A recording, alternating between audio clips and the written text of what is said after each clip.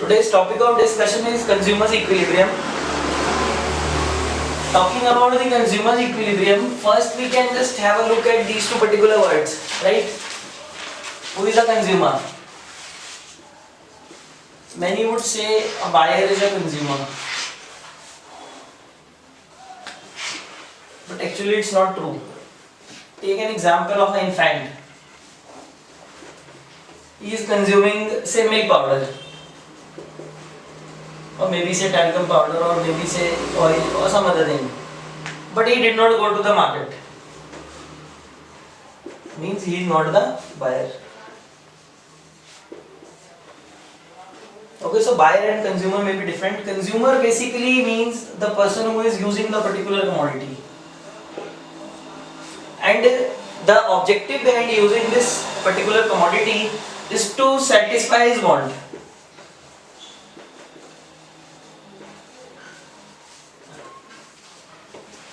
The whole of consumer equilibrium is based on this particular word, satisfying your want, right? So it means the consumer equilibrium, this topic talks about the consumer who is there for satisfying a particular want. Like for example, simplest example, you are hungry, it's your want, and food will satisfy this want, right? Then second word, equilibrium. Equilibrium means best possible.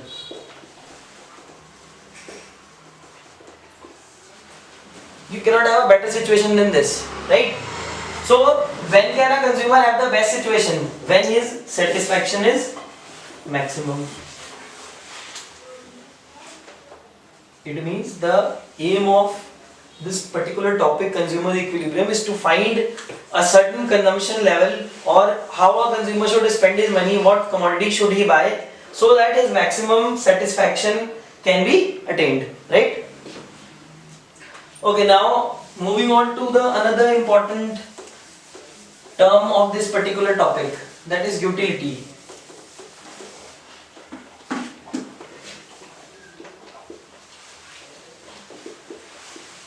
Utility is simply the want satisfying power of a commodity.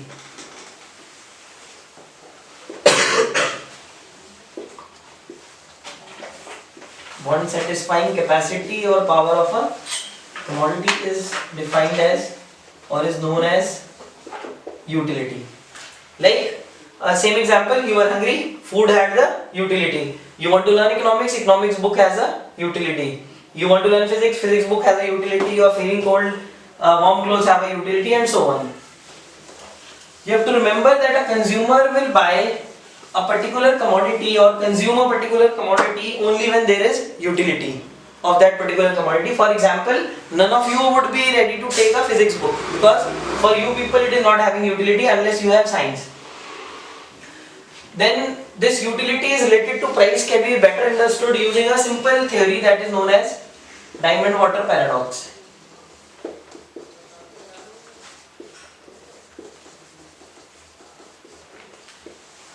It's a simple theory, says there is a desert and two people, one a local person who has one bottle of water and one diamond merchant.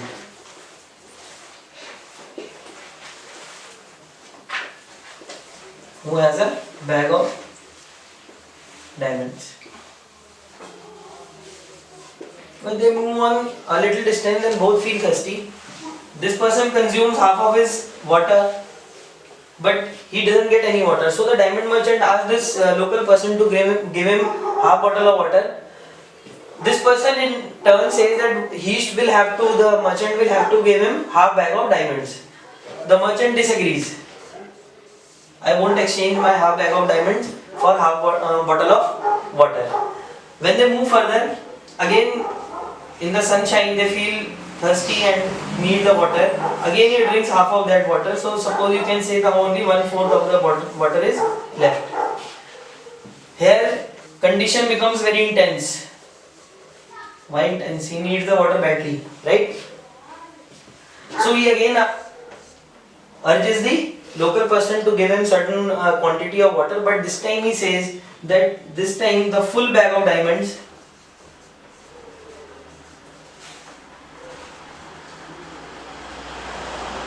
will be needed to exchange this 1/4 bottle of water. Now suppose, right now in this particular situation, you have 1/4 bottle of water. Can you imagine to exchange with a bag of diamonds? No. Maybe the value is in crores, say. Value is say 5 rupees. Huge amount of difference, right? So basically here it is possible because the water bottle has utility, or you can say water has utility, but the diamond doesn't have any utility, right? It cannot satisfy want of anyone. Only water can be used to satisfy the particular want. So this is how the utility is related to price. That's why whenever we will study about the consumer equilibrium, the condition, everything, it will be compared to the price. Okay, I hope the basic concept of this particular topic is clear, and you always have to remember this water diamond paradox and its conclusion. It is simply concluding that a commodity which has more utility will be paid higher price. First conclusion. And secondly, a commodity which is there is shortage of which, or which is scarce, its value will be more. Why value is more? Because the utility is more, like in case of water. And any commodity which is in plenty means you have ample amount of it, will have less value. This is for the particular consumer, right? If he has more of a particular good, the value in terms of importance of that particular good would be less. Like for example, a person owning 100 cars, for him value of one particular car is nothing, very less. But a person owning one car, for him the value is high. You can say importance, right? Maybe not the price, but we are talking about the importance of a particular good for consumption or for use. You have to remember these particular terms, only then you can understand this topic better, right?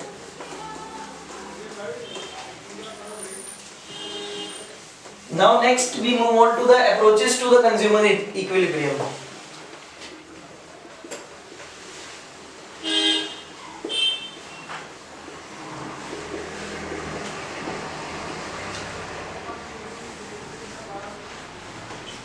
There are two basic approaches. First is known as cardinal approach. Other one known as the ordinal approach. It can also be called as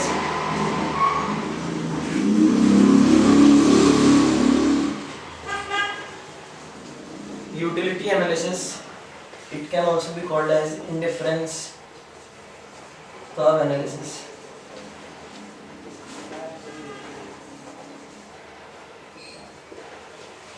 This approach assumes that utility is measurable.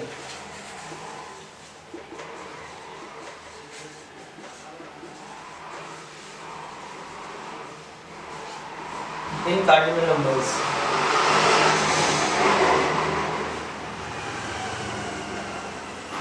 Cardinal number means that it is measurable in 1, 2, 3, 4 units, not in points. This approach says that utility is not measurable. It cannot be expressed in numbers.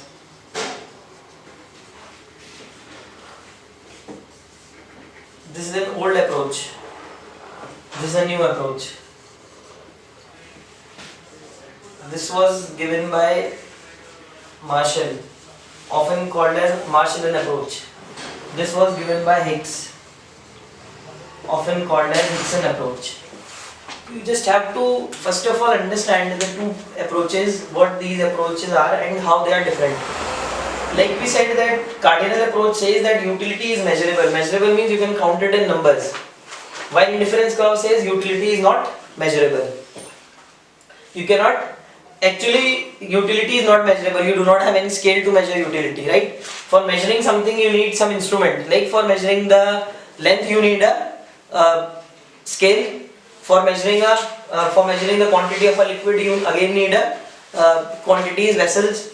Similarly for finding the weight you need the weights of the certain quantities. But here there is no particular scale or any instrument to measure this particular utility, because it is entirely psychological. It's a satisfaction of the consumer. Old approach given in the olden time, they later on criticized by the people because of this particular assumption, right? This is the reason why it was criticized. So came the new approach, that is known as the ordinal approach. Then the contributor was Marshall, and here it was given by Higgs, that is the Higgsian approach. So for finding the consumer equilibrium, we'll first study the cardinal approach, then the ordinal approach. But you have to remember that both the approaches are aimed at maximizing the consumer's satisfaction, right? Maximizing the utility. Whether it is measurable or whether it is not measurable, you have to maximize it.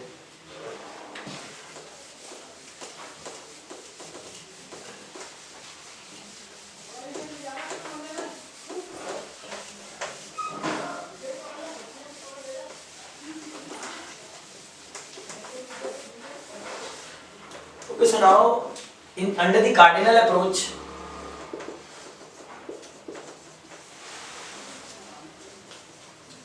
we have to understand two important terms. First is TU, that is total utility.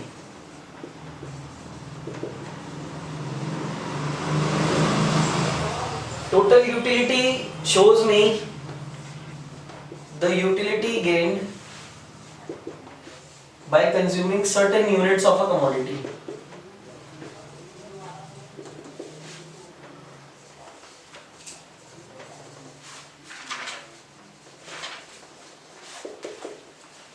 Right? Like suppose I consumed say 5 units of chapati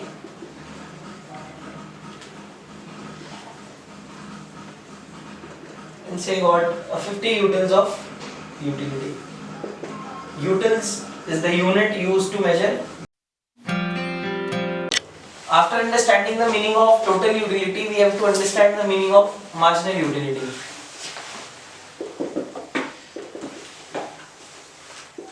Marginal utility is basically the additional utility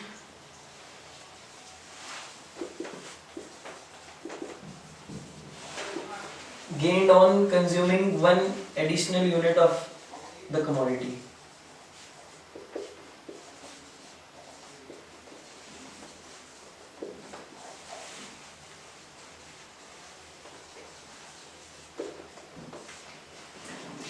Like we talked about one example in total utility, say 5 units, after consuming 5 units I am getting say utility of 20 utils. Suppose I consume the 6th chapati and now my total utility is say 24 utils.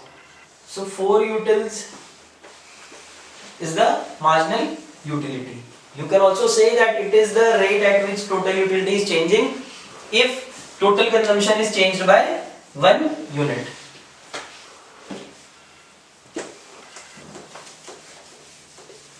Numerically, we will try to understand how total utility and marginal utility are related.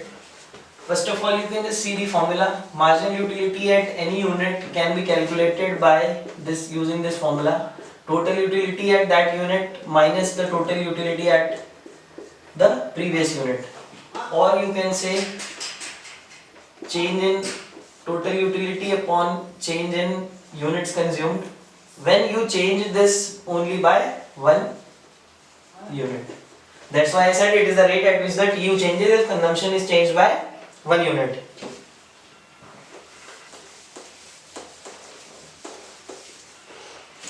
Then numerically, suppose these are the units consumed. Say total utility and marginal utility.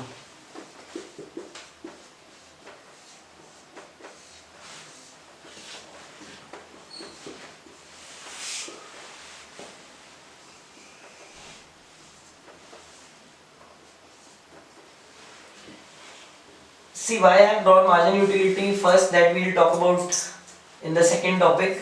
Right now, totally it simply shows that when I consume 1 unit, I get the total utility of 10 units. From the second unit, I get for 8 utils and so on. So total utility after consuming both the units is equal to 10 plus 8, that is 18 units. After consuming the third one, it's equal to 25 units, then 30 units, 32 units, 32 units and 30 units. This is basically the relation between total utility and marginal utility. You total up the marginal utilities of all the units and you will get the total utility. Or the formula which we were using, 18 minus 10, 8 units, this minus this, and you can use the formula to form total utility from marginal utility or marginal utility from total utility. Now we basically have to talk about this aspect. Why I have decreased the marginal utility, why it is diminishing. To understand that. And that is the reason why I drew marginal utility first. I have to always make it diminishing and from it derive the total utility. Then you must be observing that 0 and it can also be negative. Now we will talk about this particular fact.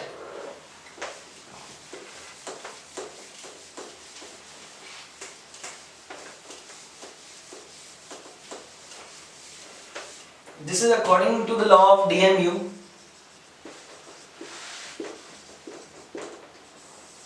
Which says that as you consume more and more units, the marginal utility of every successive unit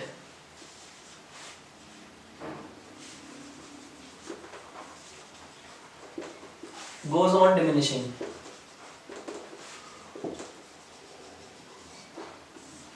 Simply understand.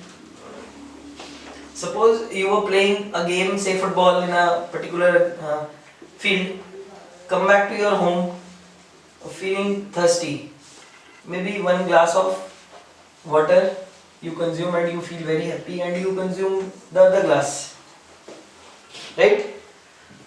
Then maybe the third glass too, but you can drink only half of it, not more than that. So basically whenever you have a want, it has some intensity. Like when you wake up in the morning you feel hungry, so there is an intensity of that particular want. If you skip the breakfast, then by the afternoon you will be more hungry. Okay, that is showing the intensity of the particular want or a desire. So once you start consuming that commodity,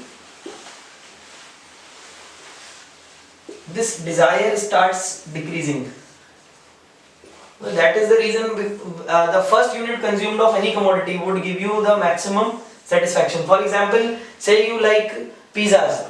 So maybe when you consume the first unit of pizza, you like it and you agree for the second unit. Maybe for the third too, you love it.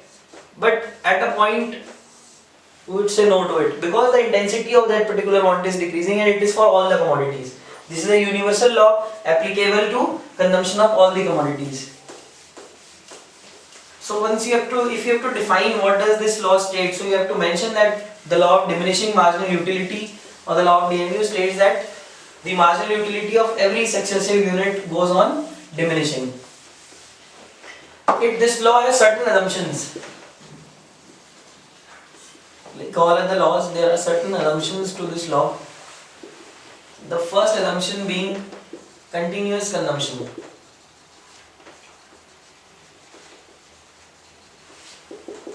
Means you are not breaking the consumption. Continuously, one after the other, you are consuming the units.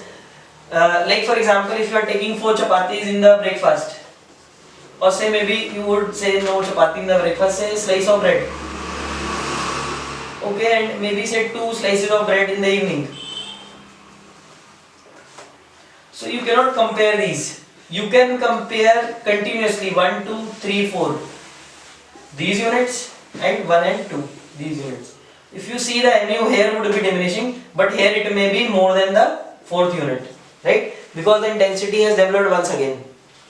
This is the basic assumption that continuously you have to consume the commodity. Like if you are made to eat one pizza, say in the morning, then maybe you agree for the second one in the afternoon and maybe for the third or the fourth one by the night. Then next is homogeneous goods.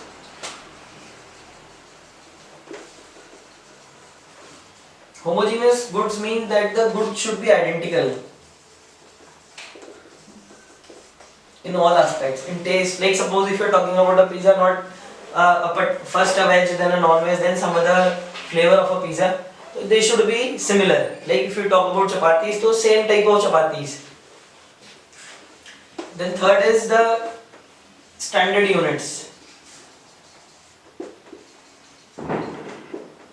Standard units means you have to measure the units like this. Say a glass of water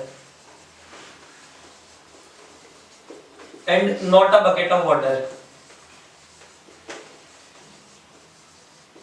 and say plate of rice and not a grain of rice. Similarly here, not a drop of water. Okay, you have to take the standard units only, then the law would be applicable, otherwise not. So these are three important assumptions. One more important assumption is that the consumer should be rational. The consumer should be rational. Rational means that he should be mentally sound.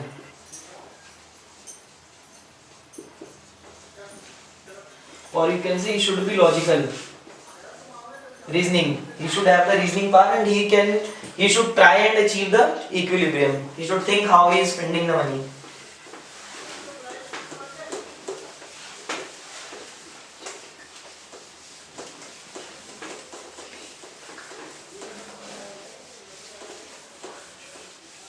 So then the next topic of discussion would be the relation between total utility and marginal utility.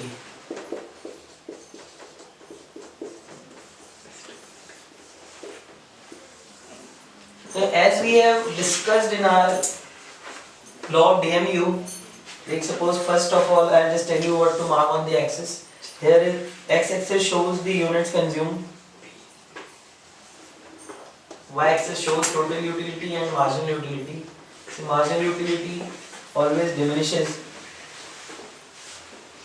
From here you have to mark a point, a dotted line.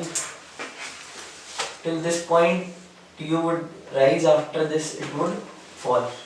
From the diagram we can see that marginal utility starts diminishing its maximum here when the commodity is consumed. As we consume more and more units, marginal utility decreases and total utility rises. When the marginal utility is 0, here it is touching the x-axis, here the marginal utility is 0. At that point total utility is maximum. This point is also known as saturation point. Means if the consumer consumes after this point, then his total utility will start decreasing. Okay, or you can say that the aim of the consumer equilibrium, which is to maximize the satisfaction, will not be fulfilled beyond this. If it is a rational consumer, he has to stop at this particular point. Important things to note in this particular relation, if a question is asked what is the relation between TU and MU, so this diagram you have to represent, and you have to mention that both TU and MU are related to one another. The first point could be that MU is the slope of TU at every point, because it is the rate at which TU is changing, already discussed. Then next is MU continuously diminishes.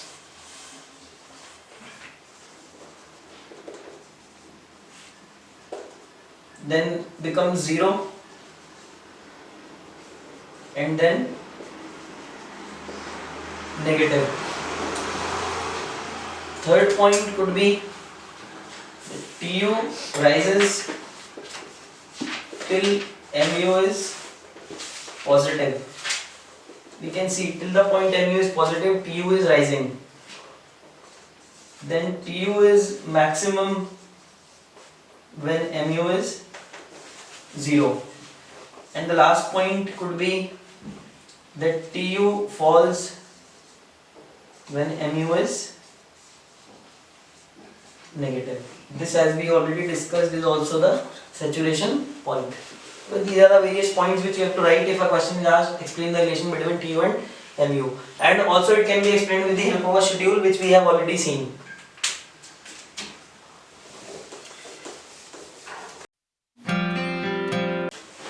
Okay, after learning about the basic meaning of utility, now we have to understand the utility of the marginal utility of money.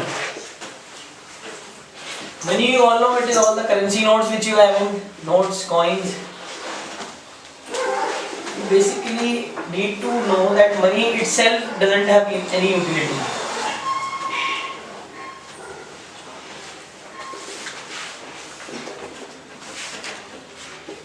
Like for example, if you are hungry, you cannot eat the currency note or coin.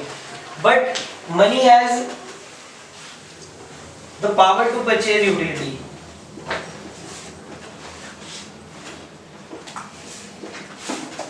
Or you can say it can purchase the goods and services which will provide you utility or help you to satisfy your want.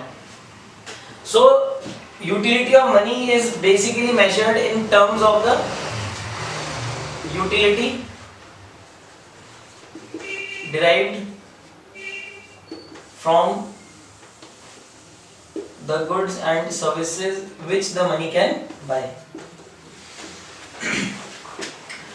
So you have to keep in mind that this marginal utility of money is very important, because whenever we are trying to compare the consumer's equilibrium or trying to achieve the consumer's equilibrium, we have to maximize the satisfaction, and you have to remember that satisfaction is achieved only when you convert the money into goods and services.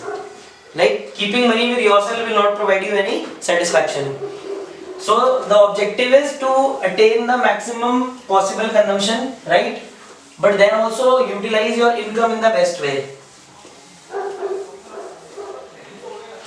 It resembles the utility provided by per rupee. Like for example, you say the marginal utility of a commodity is say 50 utils, and say price of that particular commodity is say 10 rupees. So spending 10 rupees is giving you utility of 50 utils. So its marginal utility of money means that 1 rupee is giving you utility of 5 utils, or marginal utility of money is 5 utils per rupee, right?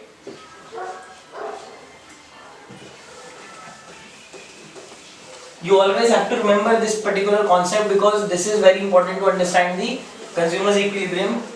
And now we are moving on to our first case of the consumer's equilibrium. Like we discussed that it is the cardinal approach. Actually, we have been discussing all the marginal utility, total utility, all these are part of cardinal approach, because in the ordinal approach, utility is not measurable. So you cannot have total utility and marginal utility, right? Cardinal approach basically has two cases.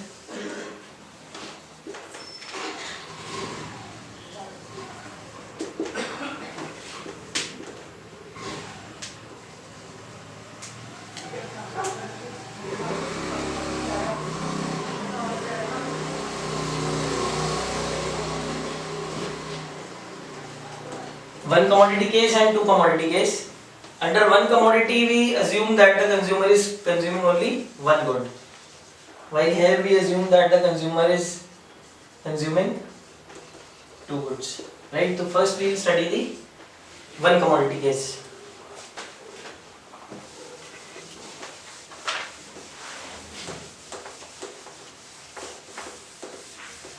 Before moving on to the explanation of the consumer's equilibrium, I would like to tell you that all these equilibriums have certain conditions, right? And any condition can be explained with the help of method of elimination.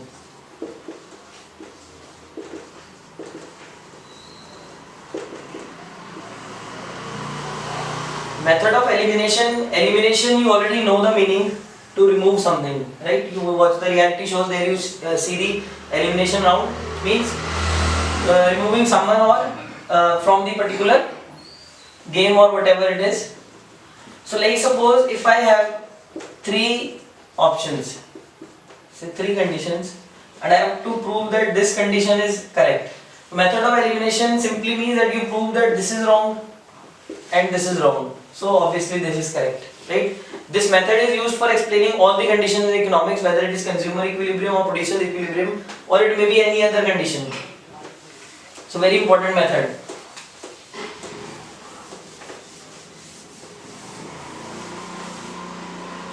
Now the one commodity case.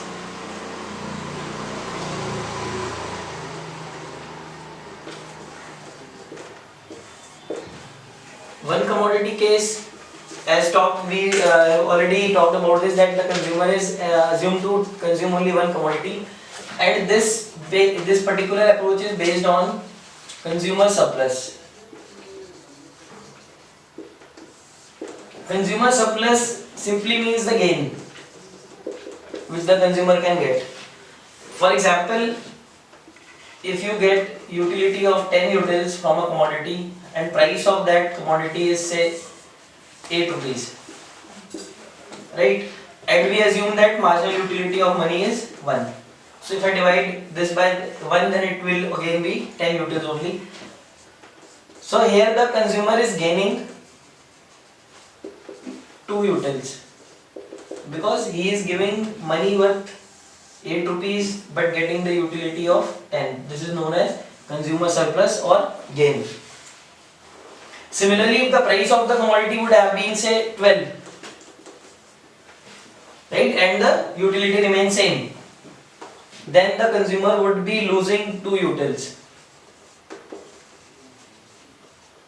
Or you can say consumer surplus will be minus 2. Right?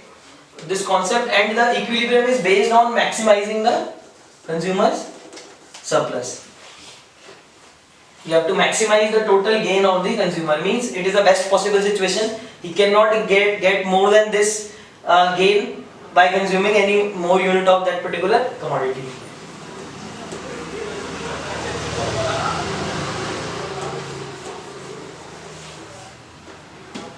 The condition of equilibrium, we have only one condition in the one commodity case, is MUX equal to PX. In some of the books you will find the condition is MUX upon PX is equal to MUM. It means that utility per rupee, again MUX divided by PX, you have to convert it into terms of money, marginal utility of money, and then you have to see. If I use this condition, I have simply assumed that the marginal utility of money is 1. It means 1 rupee gives me 1 utils of utility. So I need not divide it. I can simply write MUX is equal to PX, and it won't be marked wrong. Anywhere if you write this condition, it will never be marked wrong. So you have to remember this condition MUX is equal to PX. Now before moving on to explanation of this condition, I would like you to have a look at this condition numerically. Right? We will take a numerical example and try to understand how the consumer gain will be maximized if MUX is equal to PX. Take the units PX, MUX, gain,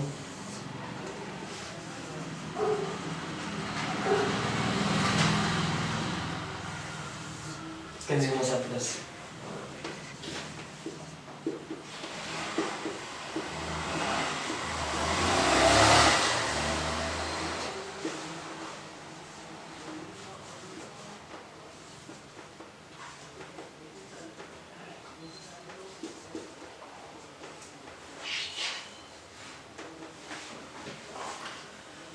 Suppose the price of the commodity is 5.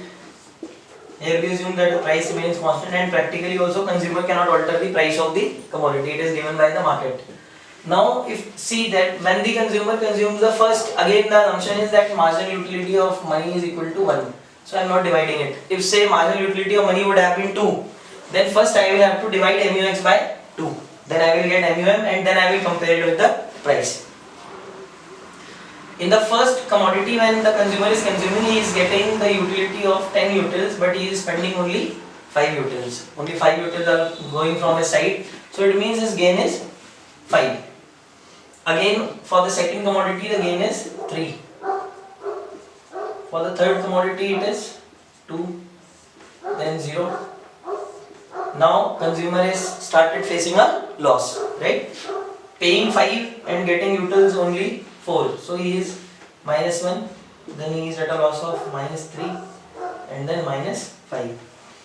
Now see, now I calculate the total surplus, right? Remember the idea is to calculate the to maximize the total surplus, consumer surplus. So after consuming the first commodity it's 5, then it is 5 plus 3, 8, then 8 plus 2, 10, 10 plus 0, 10, then 9, then 6, then minus 1. Sorry, 1. Okay, so you can see that consumer surplus is maximized here. 2 points. But this will be my equilibrium because remember in the beginning we said idea is to convert money into goods and services. So we have to consume maximum possible goods because money itself will not give you any utility or will not help you to satisfy any of your want. This is the condition of the consumer's equilibrium, whereas consumer surplus is maximized. At that point it can easily be seen that MUX is equal to PX and consumer's gain is 0. Now all these units, why they are not equilibrium? Remember the condition, I say that it is MUX is equal to PX. Okay, and I also told you that the method to be used for explaining these conditions would be the elimination method. So I have two possible variations. One could be MUX more than PX. One could be MUX less than PX. Right? Now I will try to eliminate these two conditions and try to prove that these are not the equilibriums. Then automatically it is proved that MUX is equal to PX. Or if a question is asked to explain the condition MUX is equal to PX, so you will follow this method. You will first write that these are the two possibilities, then you will explain that why it is not the equilibrium and why this is not the equilibrium. So this is the point of equilibrium. Now in the numerical we will study how these conditions are explained. You can observe that at units 1, 2 and 3 MUX is equal to PX, MUX is greater than PX, right, for all the three goods. So all the three units you can see they all are increasing my surplus, right? So when there is a chance to increase the surplus, that particular, now we have to talk about the units where MUX is less than PX. Like for 5, 6 and 7th unit you can see here the MUX is less than PX. So all these units when consumed they lead to decline in the consumer's surplus. You can see after this unit consumer surplus has started decreasing. So it is maximized here.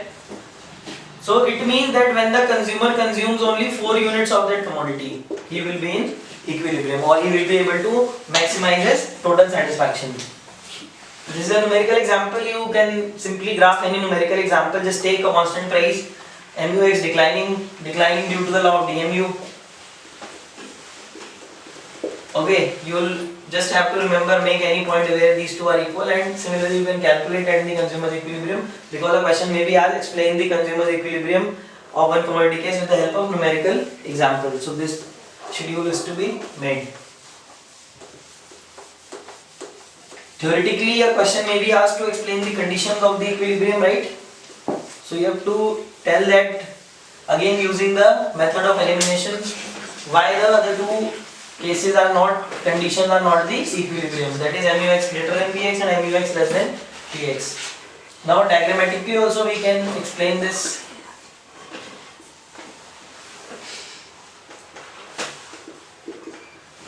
Taking units consumed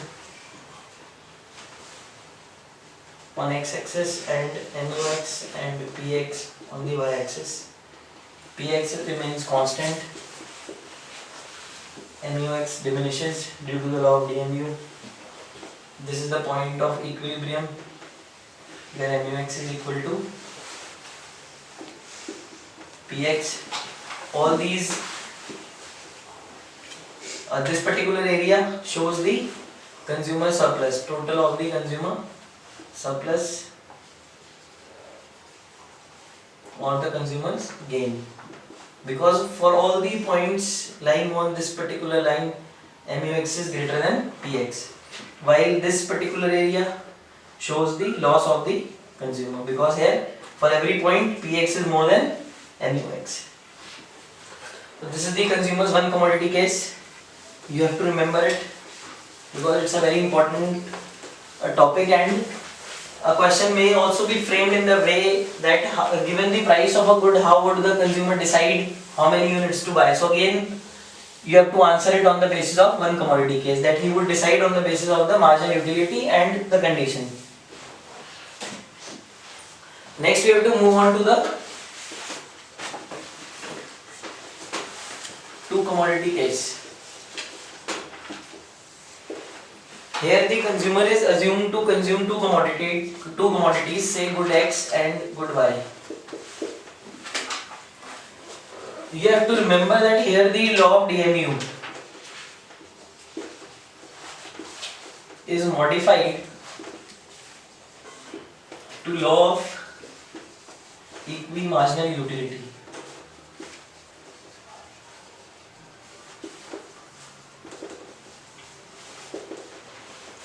This law of equimarginal utility, it is very important. Actually, it is the first condition of the equilibrium under the two commodity case. As you can see, equimarginal utility. So this law states that a consumer tries to allocate his expenditure in such a way that the utility per rupee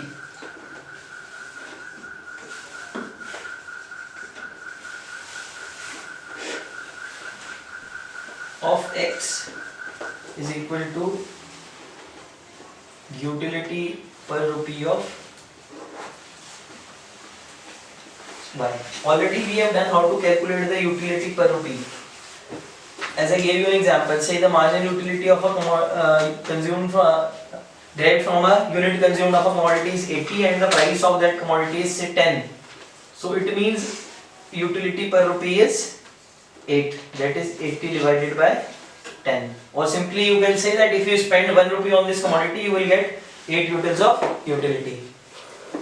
So utility per rupee of X can be written as MUX upon PX, while utility per rupee of Y can be written as MUY upon PY. Right? And this law says that both should be equal. So you can call it in the various statements, like you can say the ratio of the margin utility to X and price of X should be equal to the ratio of margin utility of Y to price of Y. You can also say that utility per rupee of X should be equal to utility per rupee of Y. Okay, both mean the same thing. This is also the first condition of the consumer's equilibrium under this approach. It actually means that the consumer should maximize the satisfaction which he can attain from X and which he can attain from Y. Neither he should lose in terms of X, neither in terms of Y. So the conditions of the consumer's equilibrium under the two commodity case. First condition, as we said, law of DMU, that is MUX upon PX is equal to MUY upon PY, and second condition is QX into PX plus QY into PY is equal to income. Okay, this you can also call as budget constraint. Constraint means the limitation and budget means the income. So consumer cannot go beyond his income. So first we will talk about the first condition, right? Actually the condition is itself reinforcing, means whenever you disturb the equilibrium, it will regain. As I told you that for explaining a particular condition, you have to follow the method of elimination. So here two possibilities become that MUX upon PX is greater than MUY upon PY and MUX upon PX is less than MUY upon PY. Look at this condition. What is it telling me? That if I spend 1 rupee on X, I get more utility as compared to a rupee spent on Y. It is actually the utility per rupee of X and it is the utility per rupee of Y. So as a rational consumer, what I would do, I would purchase more of X, right? And when I increase the consumption of X, then MUX falls. This I have already studied in the law of DMU. Then if MUX falls, it leads to fall in MUX upon PX. As you can see, because PX will remain constant, MUX, its value will decline. Suppose the value of the numerator is declining, the value of the fraction also declines. And this continues till MUX upon PX becomes equal to MUY upon PY and equilibrium is re-established, right? So these can also be called as the chain of effects. The question would be framed in the form of chain of effects, or the reactions of the consumer if MUX is equal MUX upon PX is greater than MUX upon MUY upon PY, or maybe it may be asked that what chain of effect would take place, or a question may also be framed by giving you the values of MUX. Say they say MUX is 10 and say PX is 2 and MUY is say 20 and PY is say 10. So you simply have to just put in the values, right? Put 10 by 2, that is equal to 2 MUX, and 20 by 10, that is equal to 2. So they are equal, it means the consumer is in equilibrium. While if it would have been 3 and 2, then it would mean that this condition is taking place and same chain of effect. Similarly in this case, just vice versa, in this case consumer will consume more of Y, leading to fall in MUY, leading to fall in MUY upon PY, and till the equilibrium is re-established. This is a very important condition. Questions are often framed from this particular condition, so you have to understand it properly.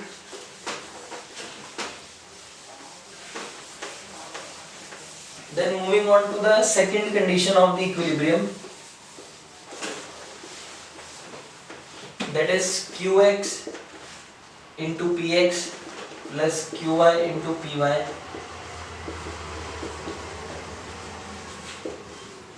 is equal to the income. As I told you, it can also be called as the budget constraint or limitation, means consumer cannot go beyond the income. Again, method of elimination can be used. Two possible situations, QX into PX plus QY into PY less than the income, and QX into PX plus QY into PY more than the income. If you have any doubt, you can just understand that QX into PX means the total money spent on X. Suppose you bought 2 units of commodity X and price of the commodity X is 3. So it means you have spent 6 rupees on commodity X. Here it says, and similarly for Y. So it is actually the total money spent by the consumer, and this side you have the income. This says that the total money spent is less than the income. It means that consumer is not consuming maximum possible, or rather you can say that he is saving the money. And in the consumer equilibrium, in the beginning we said that money should not be saved because it itself doesn't have any utility, it cannot give you any satisfaction. While here it is not possible, because here we are not talking about any credit. You have to spend the money, then only you can attain your equilibrium. So you cannot spend more than your income. Suppose you have 100 rupees with you, you can buy only the goods worth rupees 100 and not more than 100. So these are the two conditions of the consumer's equilibrium under the two commodity case. Questions can be framed from here. Okay, then if we look at it diagrammatically,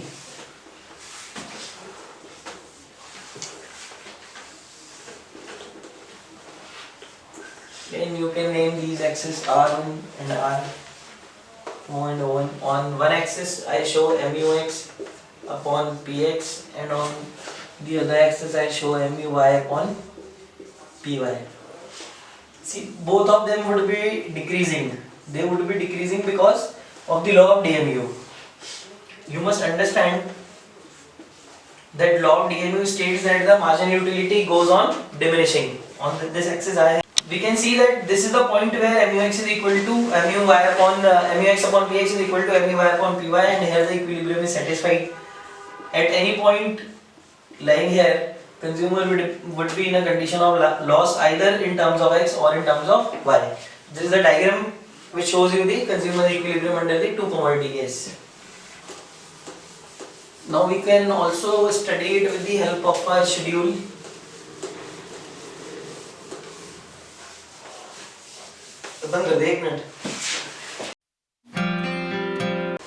Now we have to understand the two commodity case numerically. As you can see that marginal utility of good x is given to me, similarly marginal utility of y is given to me, income of the buyer is given to me as rupees 88 and prices of both the commodities are rupees 8. Just remember the condition, it was MUx upon Px equal to MUy upon Py.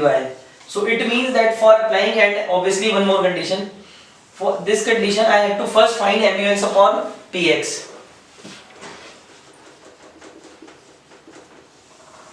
Okay, as Px is 8, so 88 divided by 8, 11, then 9, then 8, then 7, 6, 5, 4, 3, 2 and 1. Similarly, MUy upon Py,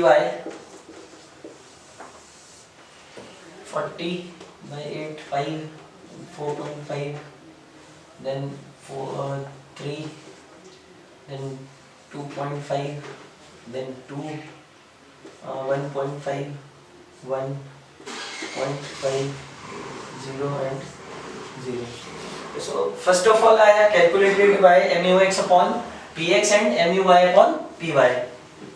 Now I have to find such combinations where these conditions are satisfied. Like for the first condition where, first point where this is satisfied is 5 and 5. So it means that first combination which satisfies my first condition is, or I can name it as say combination A, is 1 unit of good y and 6 units of good x. So I can write it as 6, 1. Right? Again you can see 6 units of good x, 1 unit of good y. So first combination which satisfies the first condition is 6, 1. Then second, again I have to find where these two are equal. So this is the condition, 3 and 3. So it means 8 units of good x, y, 3 units of good y. Then another combination 2 and 2. Again I can see 9 units of good x and 5 units of good y. Then next combination is 1 and 1. So 10 units of good x and 7 units of good y. Right? These are the 4 possible combinations which can satisfy my first condition.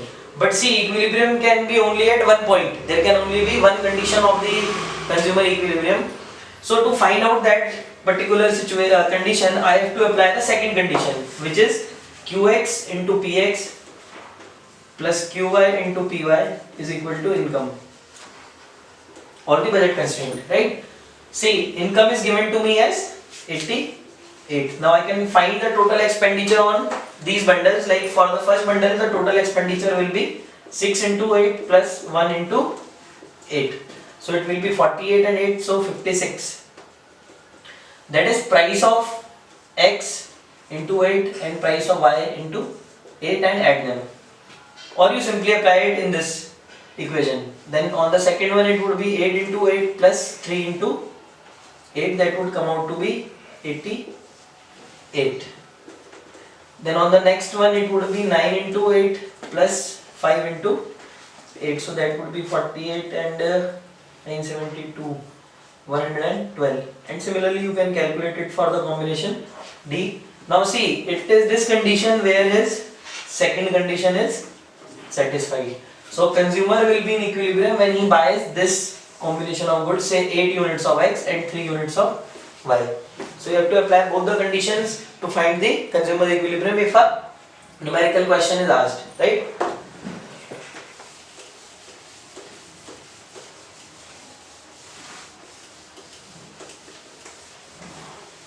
ठीक है भाई, ठीक है, कर दो बंद. हो गया.